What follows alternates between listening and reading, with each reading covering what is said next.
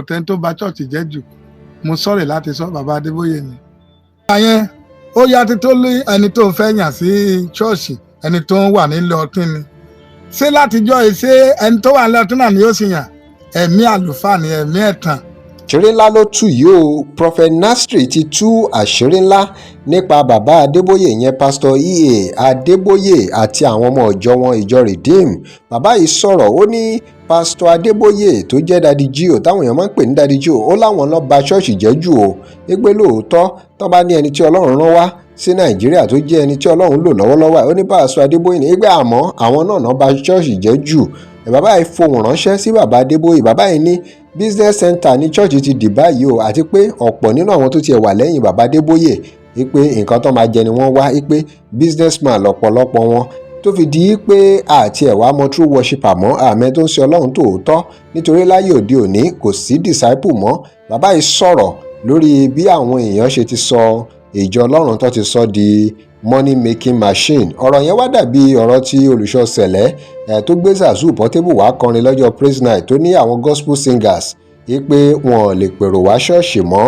ẹ rí i pé ọ̀rọ̀ yìí gbẹnu tán ó pakasọ.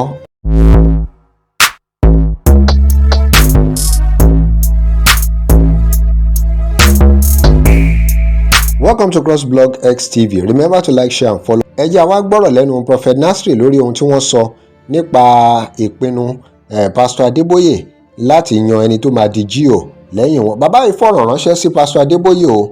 Wọ́n fọ̀rọ̀ ránṣẹ́ sí wọn àtàwọn ọmọ ìjọ Redeem àtàwọn tó wà lẹ́yìn bàbá Adébóyè. Bàbá yìí sọ̀rọ̀ gan lórí ọ̀rọ̀ wọn. ẹ já gbọ́. ẹni tí Ọlọ́run lò fún wa ní generation yìí tó pọ̀ jù ní bàbá Adébóyè bọ̀tẹ́ tó bà chọ́ọ̀chì jẹ́ jù mo sọ̀rọ̀ láti sọ bàbá Adébóyè ni. ìgbà tí ìjọ ò láìkì fẹ́ Ọlọ́run pé ìfẹ́ ayé ni bàbá Adébóyè yí ṣọ́ọ̀ṣì padà sí ministry.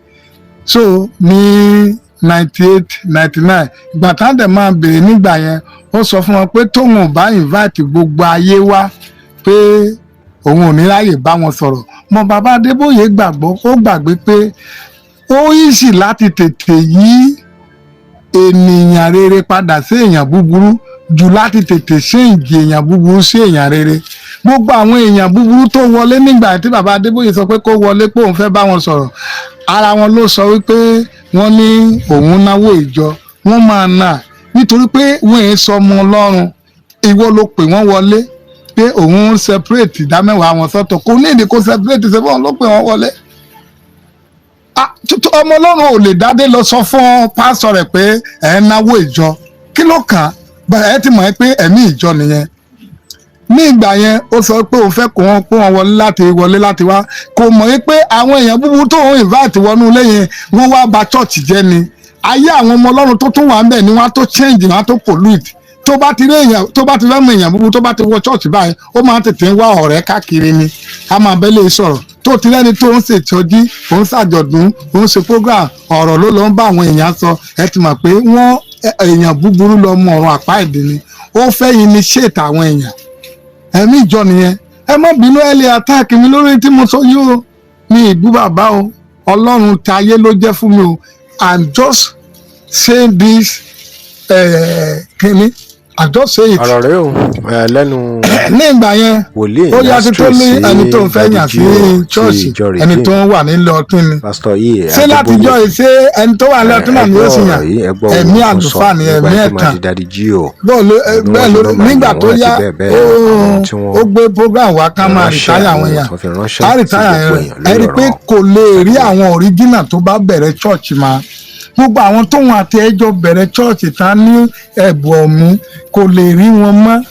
àwọn ìgbàlódé ló kùn síbẹ̀ báyìí ó ti rìtáyà gbogbo àwọn ọmọ Ọlọ́run ó ti rìtáyà ọjọ́ ọ̀la mọ́ àwọn rìtáyà lìsì ẹ̀. àwọn tó kùn síbẹ̀ báyìí àwọn tó wá jẹun ní àwọn aláriwo ẹ̀ẹ́dẹ̀rẹ̀ tí ó bá dẹ̀ gbé kò tí ẹ lè rí àyànfẹ́ bíi tiẹ̀ máa tó máa gbé chọ́ọ̀chì lé lọ níbo ṣe bí gbogbo aná la máa gbọ́n tí mò ń sọ yìí kò lè rí àwọn ọmọ Ọlọ́run tí ó gbé ṣọ́ọ̀ṣì lé lọ́wọ́ mọ́ àfi tó bá ìgbélé ọmọ ìjọ torí kò sí disciple mà.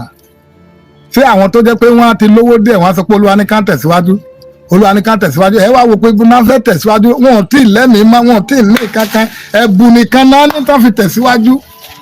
àwọn tó ń lọ nísìn kò sí ẹ̀mí mi yóò máa bá ọ lọ. Kò sí olórí ìjọ ní ìsìn tí ọmọ ìjọ kan lè wá tó fún fẹ́ lọ tí wàá sọ pé ẹ̀mí ìmá máa bá ọ lọ nígbà tá a ṣèso tí wàá fi mẹ́mí rẹ̀ tẹ̀lé wọn. Àwọn nǹkan tí mo sọ nípa ẹ̀mí ìjọ nìyẹn. Mo lè sọ fún wa ẹ̀mí iṣẹ́ wòlíì kò sẹ́ni tí ò ní. Mo rántí ìgbà tí Ọlọ́run lo bàbá Adébóyè pé kí gbogbo wa lọ ra kóòmù ká máa ya irun orí wa. Èmi náà fún kóòmù tán ní gbogbo Nàìjíríà. Ẹ̀mí iṣẹ́ wòlíì nìyẹn. Kò jẹ́ bó ti jẹ́ níbi tá a dé nílé ayé yìí, ta la fẹ́ gbàgbọ́ mọ́ báyìí pẹ̀lú ohun tí bàbá yìí sọ. Kí lè rò tiyín lórí ọ̀rọ̀ ìran tí bàbá yìí sọ lórí ọ̀rọ̀ pásítọ̀ Adébóyè àti ẹni tó máa di Daddy G.O lẹ́yìn wọn? Gbogbo ètò tí bàbá Adébóyè tò láti yan ẹni tó máa di G.O, kí lè ròyìn lórí ẹ̀? Remember to like, share and follow us. Thanks for watching.